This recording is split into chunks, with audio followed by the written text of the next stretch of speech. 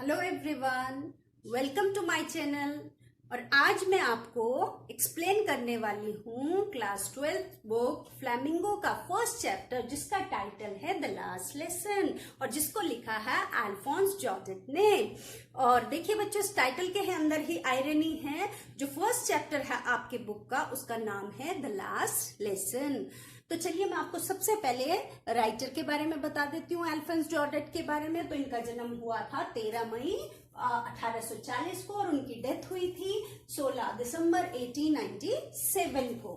तो अल्फोंस जॉर्डेट जो है वो जाने माने एमिनेंट फ्रेंच नॉवेलिस्ट हैं, ड्रामेटिस्ट हैं और उन्होंने बहुत सारी शॉर्ट स्टोरीज लिखी हैं।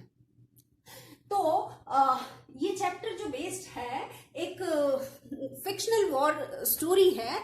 अगर हम याद कर हिस्ट्री में जाएंगे तो एक वॉर हुई थी जिसको हम नाम देते हैं फ्रेंको प्रशियन वॉर, जो 1870 और 70 और 71 के बीच में लड़ी गई थी। और ये वॉर किस किस के बीच में थी? प्रशिया और फ्रांस के बीच में। प्रशिया उस समय 3 देशों को मिलकर बना था। जो कौन कौन से देश थे? जर्मनी, पोलैंड और ऑस्ट्रिया। और पर्शिया की तरफ से इस वॉर को लीड किया था बिस्मार्क ने। तो बच्चों, इस जो ये लेसन है, ये चैप्टर है, इसकी थीम क्या है? The basic theme of this chapter is importance of education, necessity to respect and learn their own language, mother tongue, and then patriotism and value of time in our life. तो चलिए बच्चे chapter शुरू करते हैं, the last lesson. तो जैसे मैंने बताया कि जो वॉर चल रही थी, फिक्शनल वॉर स्टोरी है, तो इस लड़ाई में जो फ्रांस है, फ्रांस के 2 डिस्ट्रिक्ट जिनका नाम है अल्सेक और लॉरेन, वो उसको कैप्चर कर लिया जर्मनी ने। तो देखिए ये स्टोरी हमें ये भी बताती है कि वॉर जो है, जो देश हार जाता है उनके लोगों के जीवन में कितना ट्रांसफॉर्मेशन लेके आती है। तो ये स्टोरी हमें लेके जाती है अल्सेक डिस्ट्रिक्ट के गांव में। इस स्टोरी के 2 मेन लीड कैरेक्टर्स हैं, प्रोटोगोनिस्ट हैं। एक स्कूल जाने वाला बच्चा जिसका नाम है फ्रेंस, और दूसरा है एक फ्रेंच टीचर जिसका नाम है मिस्टर हैमल। तो चलिए हम ये चैप्टर शुरू करते हैं। तो जो एक बच्चा है जिसका नाम मैंने बताया फ्रेंस है, वो सुबह सो के उठता है और जैसे ही वो सो के उठता है तो स्कूल जाने के बारे में सोचता है, तो वो डर जाता है एकदम। डर क्यों जाता है? क्योंकि एक दिन पहले जो उसके फ्रेंच टीचर थे मिस्टर हैमल, उन्होंने उसको पार्टिसिपल्स को याद करने के लिए बोला था, रूल्स ऑफ पार्टिसिपल्स, और उसने वो याद नहीं किए थे। उसको पार्टिसिपल का पी भी नहीं पता था। अब एंड मिस्टर हैमल जो थे वो बहुत ही स्ट्रिक्ट टीचर थे। सो अब सोचा उसने, अब क्या करूं? सो एक विचार उसके मन में आता कि ये क्लास आज स्कूल ना जाया जाए। फाइन, क्योंकि उस दिन बहुत अच्छा था। The birds were chirping, there was ये दिन बहुत, it was a very bright day and sunny day. Fine. So और क्या था कि खुले मैदान में जो प्रशियन सोल्जर्स थे वो ड्रिल कर रहे थे। तो ये सारी चीजें उस छोटे बच्चे फ्रेंड्स को ज्यादा टेम्पटिंग या ल्योरिंग लग रही थी, rather than going to the school और मिस्टर हैमल की क्लास को अटेंड करना। और वो विजुअलाइज कर रहा था कि मिस्टर जब वो जवाब नहीं दे पाएगा तो mister Hamel would insult him in the classroom. So ये थॉट उसके मन में आया, बट इस थॉट को एक साइड करके वो स्कूल जाने के लिए तैयार हो जाता है। क्यों? ऐसे थॉट तो हम सभी को सुबह सुबह आते हैं। जब हम सो के उठते हैं तो we become little lazy in the morning और सोचते हैं आज स्कूल ना जाएं, अपने अपने कामों को ना जाएं। लेकिन ऐसा थोड़ी ना होता है, हम फिर भी तैयार होते हैं और फिर जाते हैं, keeping the thought aside in the same manner. वो जो बच्चा है, लिटिल फ्रेंड्स है, वो भी अपने थॉट को एक साइड करके वो जल्दी से तैयार होता है and started walking in A horrid manner towards his school. अब क्या होता है, जब वो तेजी से स्कूल की तरफ जा रहा था तो वो टाउन हॉल की तरफ पास करता है। तो वहां क्या देखता है? टाउन हॉल की तरफ बुलेटिन बोर्ड था और वहां पर बहुत बड़ी भीड़ लगी हुई थी। फाइन। और क्योंकि वॉर का समय था और पिछले 2 सालों से जितनी भी वॉर से रिलेटेड बुरी खबरें थी वो वहां उस बुलेटिन बोर्ड पर लगा दी जाती थी। अब जब उसने देखा कि वहां चारों तरफ भीड़ लगी हुई है तो वो सोचता है कि इस बार कौन सी न्यूज है, बुरी कौन सी खबर है इस बार। फाइन, जितनी भी बुरी न्यूज थी, जैसे कि लड़ाई हारने की बात हो, ड्राफ्ट की हो, या कोई कमांडिंग ऑफिसर अपना ऑर्डर पास करता था, वो सारी उससे रिलेटेड न्यूज उस बुलेटिन बोर्ड पर लग जाती थी। सो इस बार क्या है, तो उसने सोचा, वो इग्नोर करके, क्योंकि ही वॉज गेटिंग लेट और मिस्टर हैमिल क्लास में लेट हो गया तो डांट लगाएंगे, सो ही वॉज रनिंग।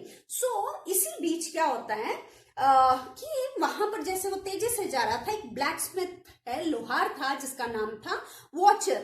तो वो अपने हेल्पर के साथ खड़ा हुआ था वहां पर और वो न्यूज उस नोटिस बोर्ड को पढ़ रहा था। तो जैसे ही वो फ्रेंड्स को तेजी से जाते हुए देखता है तो उसको रोकता है। वो कहता है, डोंट गो सो फास्ट बब, इतनी तेजी से मत जाओ बेटा, अभी तुम्हारे पास बहुत समय है तो तुम टाइम से स्कूल में पहुंच जाओगे। तो ये सोच के फ्रेंड्स क्या कहता है, फ्रेंड्स सोचता है कि ये आदमी जो है मेरा पागल बना रहा है, mom already late for the school, ठीक है, और मिस्टर हैमल वहां डंडा लेके मेरा इंतजार कर रहे होंगे स्केल से, आयरन रूलर लेके, और ये कह रहा कि मेरे पास बहुत टाइम है। तो ही इग्नोर्ड हिम, उसकी बातों को इग्नोर करके ही started running fine as fast as he could. और जब वो स्कूल पहुंचता है तो ही वाज पैंटिंग, हाफ रहा था वो। तब देखिए, जनरली जब स्कूल शुरू होता था वहां पर उसका डेली रूटीन था, तो सुबह के समय बहुत हसल बसल होती है, बहुत शोर होता है। किस तरह का शोर होता है कि वो इतना ऐसा शोर होता है कि शोर सड़कों पर, गलियों में भी सुनाई देता था, स्कूल तक दूर दूर तक सुनाई देता था। कैसा, किस तरह का शोर था, जैसे कि desk opening and closing of desk, बच्चे मिलके कोरस में लेसन रिपीट करते थे, उसकी आवाजें आती थी। और कभी कभी इतना शोर होता था कि उस चीज को समझने के लिए हमें अपने कानों पर हाथ रखना पड़ता था। और टीचर जो था मिस्टर हैमल, और किसकी आवाज आती थी, वो एक आयरन रूलर लेकर, तो वो अपने उस रूलर को टेबल पे इस तरह से टैप करता रहता था, तो इसकी भी आवाज आती रहती थी। और but now it was also too, but जब वो उस दिन जब स्कूल में पहुंचा तो टोटली एटमॉस्फेयर वाज चेंज्ड, बिल्कुल बदला हुआ एटमॉस्फेयर था। क्यों? पूरा स्कूल बहुत शांत था, किसी तरह की कोई आवाज नहीं आ रही थी। लेकिन मैंने ये रास्ते में प्लान बनाया था, उसको पता था कि वो लेट हो गया है, तो फ्रेंड्स ने रास्ते में सोचता हुआ जा रहा था कि वो चुपके से हसल बसल नॉइज के बीच में, बच्चे कुछ आधे चिल्ला रहे होंगे, कोई खेल रहे होंगे क्लास में, शोर मचा, इसी बीच में चुपके से मैं जाके अपनी सीट पे जाके बैठ जाऊंगा, किसी की नोटिस में आए बिना। लेकिन जब वो स्कूल पहुंचा तो atmosphere was different, there was all quiet all around. तो अब कैसे क्या करें, तो उसके पास कोई और ऑप्शन था नहीं, तो वो चुपके से वो दरवाजा खोलता है और इससे पहले वो विंडो से झांकता है, देखता है कि सारे क्लासमेट्स उसके हैं, they were already seated on their place and on their places, and mister Hamel is French teacher जो थे वो अपने हाथ में अपना ट्रेडमार्क आयरन रूलर लेकर वो एक तरफ से दूसरी तरफ घूम रहे थे। तो वो डर गया, अब क्या करे, क्योंकि मिस्टर हैमल डांट लगाएंगे, उसको इंसल्ट करेंगे सब पूरी क्लास के सामने, क्योंकि अब उसके पास ऑप्शन था ही नहीं, अब वो क्या करता। अब तो वो दरवाजा खोलता है, तो दरवाजा खोलते ही वो जैसे वो सबके सामने आता है, तो आप इमेजिन कर सकते हो वो कि बच्चा कितना अपने आप को ह्यूमिलिएट, मतलब डरा हुआ और शर्मिंदा महसूस कर रहा होगा। तो लेकिन उसने सोचा था मिस्टर हैमल डांटेंगे, पनिशमेंट देंगे, लेकिन ऐसा कुछ भी नहीं हुआ। तो जैसे ही मिस्टर हैमल ने उसको देखा, एंड वो बहुत ही पोलाइटली उससे बोलते हैं, क्या बोलते हैं, go to your place quickly little friends, अपनी जगह पर वापस जाके बैठ जाओ बच्चे, लिटिल फ्रेंड्स, हम तो तुम्हारे बिना ही चैप्टर शुरू करने वाले थे, सो जाओ अपनी जगह पे जाके बैठ जाओ। So he had never seen mister Hamel talking like this in such a polite manner. So what he did, वो तेजी से जंप करके जाते हैं और अपनी सीट पे जाके वो बच्चा बैठ जाता है। अभी थोड़ी देर बैठता है, थोड़ा सा वो रिलैक्स होता है, तब अचानक वो क्या नोटिस करता है कि जो उसके टीचर है मिस्टर हैमल, वो उस दिन स्पेशल ड्रेस में थे। फाइन, वो ड्रेस वो स्पेशल ओकेजन्स पे पहना करते थे, जैसे प्राइज डिस्ट्रीब्यूशन डे होता था, ठीक है, इंस्पेक्शन डे होता था, उस समय वो अपनी ड्रेस पहना करते थे। तो क्या ड्रेस पहनी हुई थी उन्होंने? He was in beautiful green coat पहना हुआ था, फ्रिल शर्ट पहनी हुई थी और ब्लैक सिल्कन कैप पहनी हुई थी, जो कि जिसके ऊपर एम्ब्रॉयडरी कढ़ाई हुई थी। तो मैंने कहा कि वो स्पेशल ओकेजन्स पे ये ड्रेस पहनता था। एंड इसके अलावा पूरा स्कूल जो है बहुत ही सीरियस स्ट्रेंज दिखाई दे रहा था। सो और क्या हुआ? दूसरी एक तो चीज उसने ये अलग नोटिस की, एक तो स्कूल बहुत शांत था, दूसरा मिस्टर हैमल स्पेशल ड्रेस में था, थर्ड चीज वो क्या नोटिस करता है, तो थोड़ी देर बाद वो क्या देखता है कि जो लास्ट बेंचेस होती थी, जो हमेशा क्लास में खाली रहती थी, आज वो खाली नहीं थी। उन सीटों पर कौन बैठे हुए थे? द विलेजर्स वर ऑक्यूपाइंग दो सीट। उन सीटों पर गांव के लोग बैठे हुए थे। और उनके गांव के लोगों में कौन कौन थे? तो जैसे कि ओल्ड हॉसर, बूढ़ा हॉसर बैठा हुआ था, वो अपनी 3 कॉर्नर्ड हैट लगा के आया था। फॉर्मर मेयर जो था वहां सिटी का, वो आए हुए थे, और वो फॉर्मर मेयर अपनी पुरानी प्राइमरी बुक को लेकर आया हुआ था। और सेवरल अदर्स, इसके अलावा और दूसरे गांव वाले भी थे। So everybody was looking very sad and dejected. सब लोग बहुत ही दुखी दिखाई दे रहे थे। और जो Hauser had brought an old primer thumbed at the edges. Thumb at the edges मतलब ये होता है, ये जो बुक पुरानी हो जाती है तो उसके किनारे से पेजेस मुड़ जाते हैं ना, इसको। तो बूढ़ा हो गया था मिस्टर, ये जो है क्या नाम है इसका, हॉसर। सो वो अपनी, जब वो प्राइमरी क्लास में पढ़ता था तो वो अपनी उस समय की बुक लेके आया था, फाइन, और उसको अपने घुटनों पे रख के वो पढ़ रहा था, फाइन। तो ये सारी चीजें उस छोटे बच्चे के लिए बहुत ही स्ट्रेंज थी। सो बच्चा इन सब चीजों को देखकर बहुत ही अचंभित था। तो इसी बीच मिस्टर हैमल ने वो चेयर को खींचकर वो ऊंची जगह पर ले जाते हैं ताकि वो सबको विजिबल हो, और बहुत ही सीरियस, ग्रेव और जेंटल टोन में उन्होंने वो क्लास को एड्रेस करना शुरू कर देते हैं। वही सीरियस टोन जो कि उसने थोड़ी देर बाद, वही जेंटल टोन जो कि उसने थोड़ी देर पहले उस बच्चे के साथ, हैमल फ्रेंड्स के साथ यूज की थी। और क्या बोलना शुरू किया? तो क्या कहते हैं वो? My children, this is the last lesson I shall give you. So he announced in the class that today he is going to give his last lesson. आज वो अपना आखिरी लेसन देने जा रहे हैं। क्यों? क्योंकि जर्मनी ने एक ऑर्डर भेजा है, पास किया है, और उस ऑर्डर में ये कहा है कि एल्सेक और नॉरिम दोनों डिस्ट्रिक्ट के जितने भी स्कूल्स हैं, वहां उन स्कूलों में अब फ्रेंच नहीं पढ़ाई जाएगी और फ्रेंच लैंग्वेज की बजाय जर्मन पढ़ाई जाएगी। सो कल जो है एक नया जर्मन टीचर आएगा तो वो आपको जर्मन पढ़ाएगा। तो आज मेरा लास्ट लेसन है, तो मैं चाहता हूं कि आप सभी लोग अपनी इस क्लास में बहुत ही अटेंटिव रहें। You need to be very serious, calm in your last class. तो अब ये वर्ड्स जैसे ही उस बच्चे फ्रेंड्स ने सुने तो these words were very shocking, बहुत ही अचंभित करने वाले थे उसको। क्यों?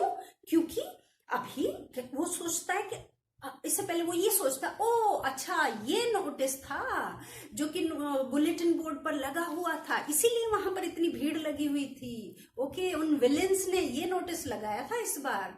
अब वो बहुत ही सैड हो जाता है ये न्यूज सुन के। क्यों?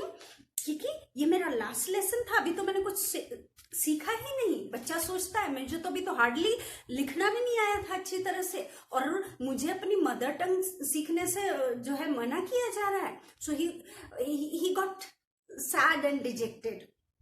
तो मुझे यहीं पे रुक जाना पड़ेगा। तो आप समझ नहीं सकते कितना मैंने अपने आप को दुखी महसूस किया कि क्यों मैंने अपनी क्लासेस को सीरियसली नहीं लिया, क्यों मैंने क्लासेस अटेंड नहीं की, और मैंने अपना टाइम वेस्ट किया, फाइन। और मैं ज्यादा इंटरेस्टेड होता था किसमें? वो बच्चा जो था क्या करता था? बाहर घूमता था, चिड़ियों के अंडों को ढूंढता था, वो स्लाइडिंग पे झूलता था, और जो बुक्स जो बैग में बुक्स लेके आता था उसको बहुत हैवी लगती थी उनका वजन, लेकिन आज वही बुक्स उसे बहुत, उनका वजन कुछ नहीं लग रहा था, बहुत हल्की लग रही थी। कौन सी बुक्स? जैसे कि मेरी ग्रामर बुक, मेरी हिस्ट्री बुक। तो आज मुझे वो सारी बुक्स अपने पुराने दोस्तों के समान लग रही थी, ऐसे दोस्त, पुराने दोस्त, बचपन के दोस्त जिनको कि कोई खोना नहीं चाहता। फाइन। तो ये आइडिया कि अब मिस्टर हैमल क्लास नहीं लेंगे, वो अपनी मदर टंग फ्रेंच को नहीं सीख पाएगा, तो ये विचार आते ही वो सब कुछ भूल गया मिस्टर हैमल के बारे में। आज मिस्टर हैमल उसे क्रैंकी नजर नहीं आ रहे थे, आज वो मिस्टर हैमल को किस रूप में देख रहा था कि वो बहुत ही, mister Hamel was a very dedicated and passionate hard working teacher. Fine, जो कि अपनी टीचिंग को लेके बहुत ही ज्यादा पैशनेट होते।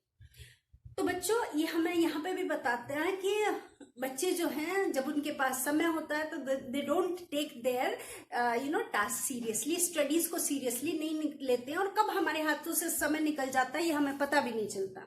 चलिए, अब वो कहता, अच्छा इसी वजह से ये मिस्टर हैमल आज इस डिफरेंट ड्रेस में है, वो अपने लास्ट लेसन को भी मेमोरेबल बना देना चाहते हैं, अपने पूरे एफर्ट्स लगा देना चाहते हैं अपने इस लास्ट में। तो उस समय उसकी रेस्पेक्ट, बच्चे की रेस्पेक्ट मिस्टर हैमल के लिए और बढ़ जाती है, और क्यों, इसीलिए वो संडे क्लोथ्स में था आज।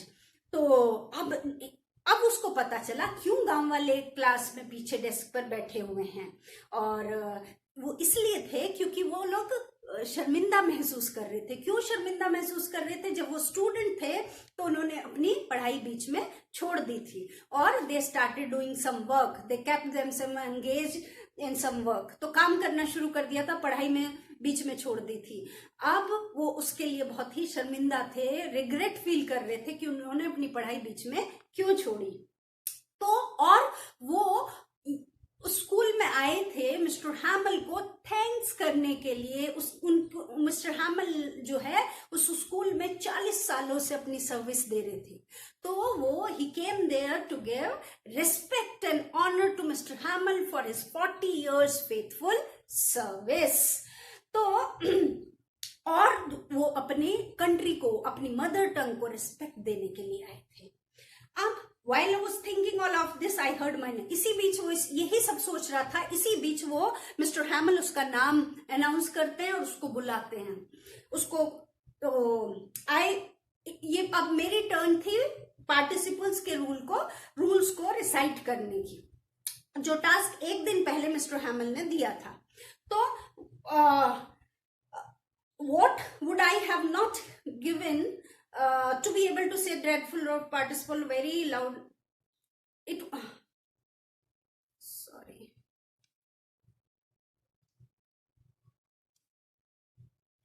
अच्छा, तो लेकिन मिस्टर हैमल उसको पार्टिसिपल के रूल्स बोलने के लिए कहते हैं, लेकिन जैसे ही वो खड़ा होता है, शुरू करता है, वो सब मिक्सअप कर देता है और भूल जाता है। Fine.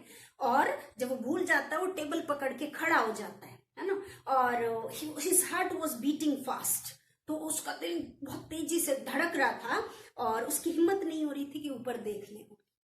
Fine, he was feeling ashamed. तो क्योंकि उसने पार्टिसिपल याद ही नहीं किया था तो वो कैसे बताता, इसलिए वो मिक्सअप हो गया। अब सोच रहा था मिस्टर हैमल उसे बहुत डांट लगाएंगे, तो अभी वो क्या देखते हैं कि मिस्टर हैमल क्या कहते हैं, I won't scold you little friends, you must feel bad enough. मैं तुम्हें डांटूंगा नहीं लिटिल फ्रेंड्स, तो ये मैं चाहता हूं कि तुम अपनी गलती को खुद रियलाइज करो। Fine, see how it is. देखो कैसी चीजें कितनी जल्दी बदल जाती हैं, है ना। हम चीजों को कल के ऊपर टाल देते हैं, नहीं आज ये काम नहीं, अभी हमारे पास बहुत समय है, हम कल को कर लेंगे। हम सभी ह्यूमन बीइंग की हैबिट है to prolong the things on tomorrow, कल के ऊपर टालने की। नहीं आज नहीं, कल कर लेंगे, कल नहीं परसों कर लेंगे, लेकिन कब टुमारो, वो कल जो कब वो खत्म हो जाता है पता भी नहीं चलता, कब लास्ट मोमेंट आ जाता है। फाइन, तो यहां पर वही उसको समझाने की कोशिश कर रहा है मिस्टर हैमल। तो यही वो कहता है कि यही प्रॉब्लम है एल्सिक और एल्सिक के लोगों के बीच में। क्या कि वो उन्होंने हमेशा से ये गलती की अपनी चीजों को कल पे टालने की। फाइन, देखो अब क्या होगा, कल ये जर्मन के लोग यहाँ पर आएंगे, कल तुम्हारा जर्मन टीचर आएगा और वो आपसे कुछ क्वेश्चन पूछेंगे, आपसे लिखवाएंगे, so you won't be able to write. Fine, कैसे लिखोगे, तुमने अपनी भाषा फ्रेंच ही नहीं आता, तुमको लिखना नहीं आता अभी अच्छे से, तुमने सीखा ही नहीं इसको, और दे वुड इंसल्ट यू, वो तुम्हारी इंसल्ट करेंगे। फाइन, और क्या बोलेंगे, तुम अपने आप को नेशनलिस्ट कहते हो, तुम अपने आप को फ्रेंचमैन कहते हो, अपने आप को पैट्रियट कहते हो, तुम्हें अपनी भाषा का तो ज्ञान नहीं है, तो तुम कैसे अपने आप को नेशनलिस्ट कहते हो। तो सोचिए आप अपने आप को कितना इंसल्टेड महसूस करोगे उस समय। तो तो वो फिर कहता है कि बेटा फ्रेंच, इसमें फ्रेंच तुम्हारी ही गलती नहीं है, हम सब ने अपने अपने पार्ट पर गलतियां की हैं। फाइन, तो तुमने भी गलती की है, गांव वालों ने भी गलती की है, और मैंने भी, तो वन बाय वन सबको वो रिस्पॉन्सिबल ठहराता है। तो कहता है, फिर वो फ्रेंड्स के बाद फिर आता है पेरेंट्स पर, फिर पेरेंट्स के कहता है कि तुम्हारे पेरेंट्स जो है they were not anxious to send to you to school, तुम्हारे पेरेंट्स जो है तुम्हें स्कूल भेजने में इंटरेस्टेड नहीं थे, वो क्या थे कि वो ज्यादा इंटरेस्टेड होते थे कि बच्चों को काम पर भेजो, पैसा कमाने में, to earn some coins, they were more interested rather than sending the children to the school. Fine, for earn some coins. और फिर कहता है कि मैं भी इसके लिए उत्तरदायी हूँ, मैं भी रिस्पॉन्सिबल। देखो बहुत बार मैंने तुम्हारी क्लास नहीं ली, मैं कभी कभी आप लोगों को कहता था जाओ मेरे गार्डन में जाओ, मेरे प्लांट्स को पानी दे के आओ। फाइन, सो दैट, और बहुत बार वो फिशिंग के लिए चला जाता था अपने दोस्तों के साथ, और तो बच्चों की छुट्टी कर देता था, तो he could utilise the time in teaching. तो मैंने भी अपनी गलतियां की हैं। सो अपने आप को भी वो रिस्पॉन्सिबल ठहराता है कि हम सब ने गलतियां की हैं, अपनी लैंग्वेज को सीरियसली ना लेने के लिए।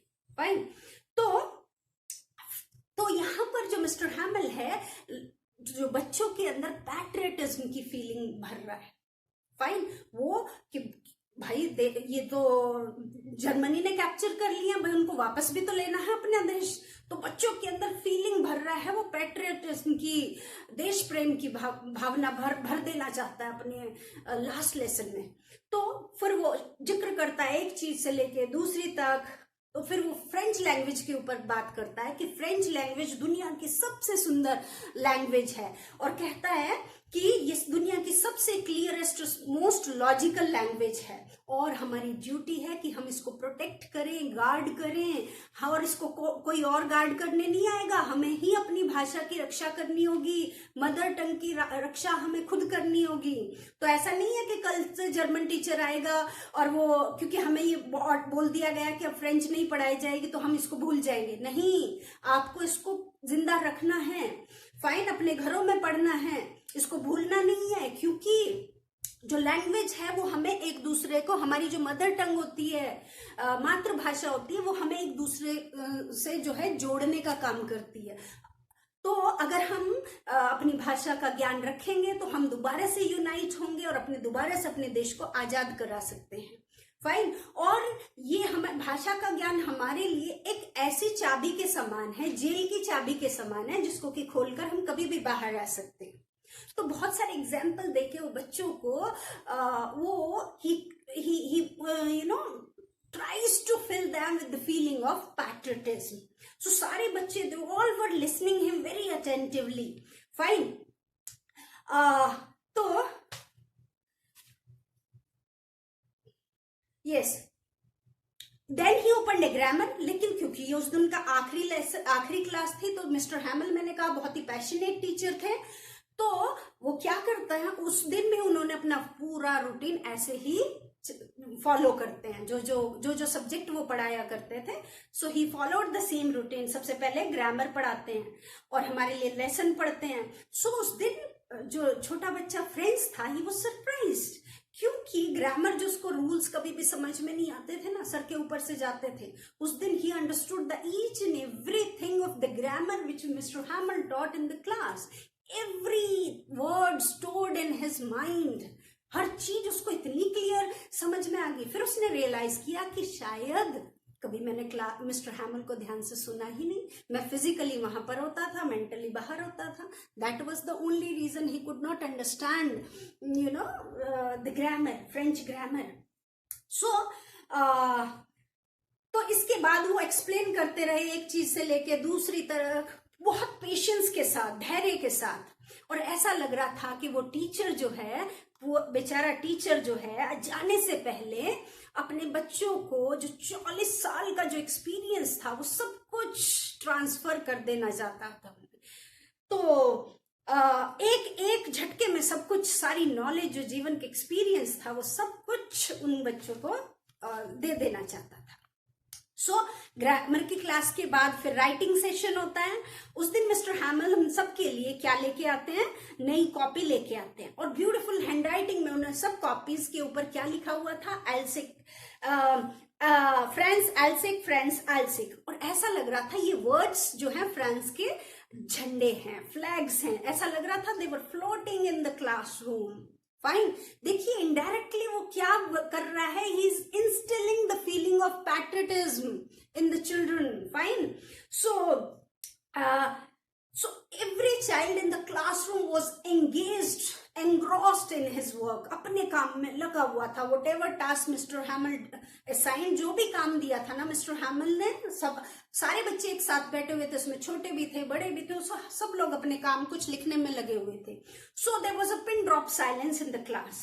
so केवल जो आवाज आ रही थी ना क्लास से, वो केवल आवाज किसकी आ रही थी, scratching of the pen on the paper, pen चलने की पेपर पर, केवल ये आवाज आ रही थी। इतनी साइलेंस थी क्लास के अंदर। कोई किसी की तरफ ध्यान नहीं दे रहा था, सब बहुत अपने काम में लगे हुए थे। छोटे बच्चे, इवन जो छोटे छोटे नर्सरी, एलकेजी, फर्स्ट क्लास के बच्चे थे, वो भी बहुत सीरियस होकर अपने अपने कामों में लगे हुए थे। फिश ट्रेस कर रहे थे वो, फिश हुक, ऐसा लग रहा था मानो वो भी फ्रांस हो। इसी बीच क्या होता है, कुछ पीजन जो थे, कबूतर जो थे, वो छत के ऊपर कू करने लगते हैं, बोलने लगते हैं। अब एक थॉट फ्रेंड्स के दिमाग में आता है कि ठीक है, ये जर्मन्स जो हैं, they can impose their language on us. क्या ये अपनी लैंग्वेज इन कबूतर के ऊपर इम्पोज कर सकते हैं? ये जो कबूतर हैं जो गाना गा रहे हैं अपनी भाषा में, क्या ये अपनी भाषा को, जर्मन भाषा को उन कबूतर के ऊपर इम्पोज कर सकते हैं? जब वो उनके ऊपर इम्पोज नहीं कर सकते, तो why they are enforcing us to leave our mother tongue and study their language? जब वो जानवरों के ऊपर फोर्स नहीं कर सकते, बर्ड्स के ऊपर फोर्स नहीं कर सकते, हमारे ऊपर क्यों? इसके बाद तो वो बच्चा जो है अपने काम में बिजी हो जाता है। इसके बीच बीच में वो मिस्टर हैमल को देखता है, तो मिस्टर हैमल अपनी सीट पे बैठे हुए हैं, मोशनलेस, और मान लो बहुत ही किसी डीपली किसी चीज को सोच रहे हो। He was looking each and everything, class में एक एक चीज को बहुत ध्यान से देख रहे हैं, मानो कि उसकी पिक्चर अपने दिमाग में बसा लेना चाहते हो, क्योंकि वो 40 सालों से इस एनवायरमेंट के आदी हो चुके हैं। फाइन, तो जाने से पहले एक एक चीज मान लो वो अपने दिमाग में रख देना चाहते हैं कि अब उसकी जिंदगी कैसे कटेगी, क्योंकि all these are memories are associated with him. तो फॉर क्या इन 40 सालों में he had been there in the same place, क्या जैसे कि वो उनकी ये क्लास, बाहर गार्डन, विंडो के बाहर गार्डन और डेस्क और बेंचेस, इन 40 सालों में क्या चेंजेस आया कि जो डेस्क और टेबल्स थे दे हैव टर्न स्मूथ, क्योंकि 40 सालों से नई नई क्लास आ रही थी, बच्चे जो लगातार बैठते रहते हैं, तो एक्सेसिव यूज से फर्नीचर जो है वो चिकना हो जाता है, तो टेबल चेयर वो जो है चिकने हो गए थे। और जो उसने ट्रीज लगाए थे, वॉलनट जो ट्रीज थे गार्डन के अंदर, वो लंबे लंबे हो चुके थे। और जो होप वाइन जो उसने लगाई थी, खुद लगाई थी, वो विंडो तक पहुंच चुकी थी और विंडो से छत तक पहुंच चुकी थी। सोचिए वो बच्चा फील करता है, तो मिस्टर हैमल कितना इमोशनल, हार्ट ब्रोकन महसूस कर रहे होंगे ये सब, इन सब को चीज को छोड़कर जाते हुए। फाइन, इसी बीच वो आवाज सुनता है कि जहां उसकी सिस्टर ऊपर, उस क्लासरूम के ऊपर एक दूसरा रूम था जहां उसकी सिस्टर अपना ट्रंक पैक कर रही होती है, क्योंकि उन्हें एक ऑर्डर मिला था कि कल को उनको फ्रांस को छोड़ना था, अपने देश छोड़कर वहां से जाना था। इसी बीच क्या होता है लेकिन वो आवाज सुनकर भी जो टीचर है मिस्टर हैमल, ही कंटिन्यूड हिज वर्क तो लास्ट मिनट तक वो अपने जो उनका रूटीन था वही उन्होंने फॉलो किया. After the writing we had a lesson in history. Then the babies, अब जो छोटे बच्चे थे, they started chanting, reciting the alphabets. Ba, baby, boo. Down there at the back of the room, old Hauser had put on the spectacle. तो उसने क्या देखा पीछे, जब छोटे बच्चे वो अल्फाबेट्स बोल रहे थे, तो ओल्ड हॉसर वो भी उन बच्चों के साथ अल्फाबेट्स बोलने शुरू कर दिया. क्यों? क्योंकि उसने अपनी पढ़ाई शुरू नहीं की थी. आज वो उस पढ़ाई की इंपॉर्टेंस उसको समझ में आ रही थी. एंड जब when he was reciting, he got emotional. वो रो रहा था, उसकी आंखों में आंसू थे. तो उसको उस तरह से देख के हम भी इमोशनल हो गए और हमें हंसी भी आई और रोना भी चाहते थे. Children also turn emotional. और वो बच्चा कहता है, how well I understood my last lesson. So all at once. अभी क्या होता है कि इसी बीच जो चर्च की घड़ी है वो 12 बजाती है.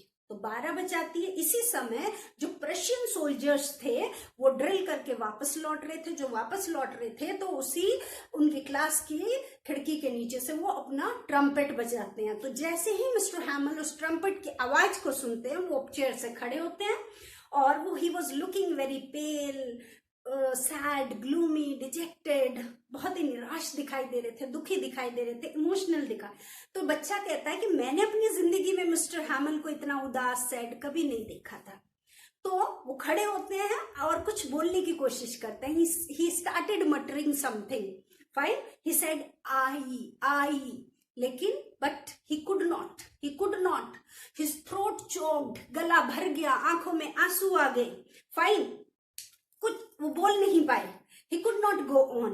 तो क्या किया उन्होंने, वहीं से एक चौक लेते हैं and then he turn to the black board and what he write in a big letter, विव लॉ फ्रांसेस. विव लॉ फ्रांस. इसका मतलब क्या है, लॉन्ग लिव फ्रांस. फाइन. और then he stopped and then lean. इसके बाद वो रुक जाते हैं और इस तरह से टेबल पकड़ के झुक जाते हैं.